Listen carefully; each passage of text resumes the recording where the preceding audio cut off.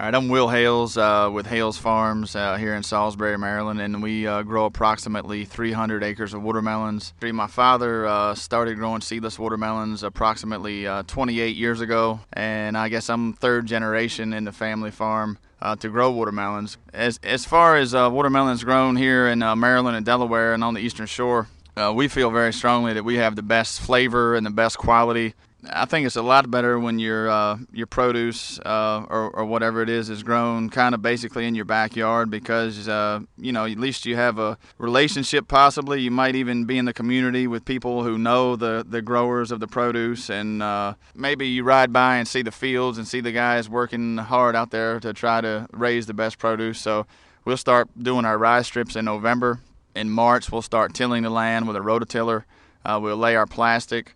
And then shortly after that, after we get all the water hooked up before we plant, we usually try to have the irrigation all ready to roll before we plant our field. And then we'll plant the field most of the time around the tail end of April. And then after that, basically every week we'll plant a field, and we try to keep our crop spread out. And we'll usually plant almost every week up until the first part of July. Typically, we'll have anywhere on any given day from 40 to 60 guys working for us, harvesting and packing the melons.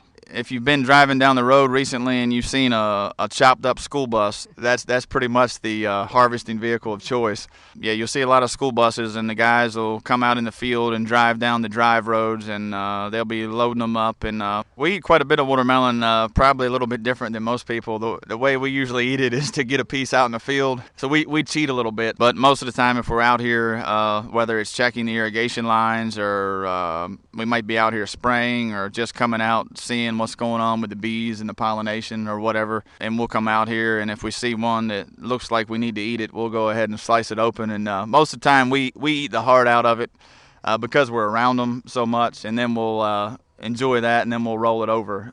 I guess the most gratifying thing about growing watermelons probably to me would be when you see small children enjoying a watermelon with their family, whether it be a picnic or any type of outdoor activity.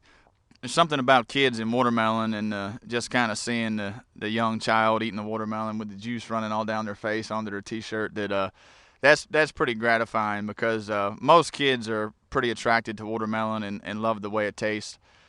So that would pretty much be the most gratifying thing. And of course, it's gratifying to see a well-raised crop. And if you don't have more delicious watermelons in your local grocery store, please ask the produce buyer or the produce manager in the store if he would do what he could to get you some more delicious watermelons.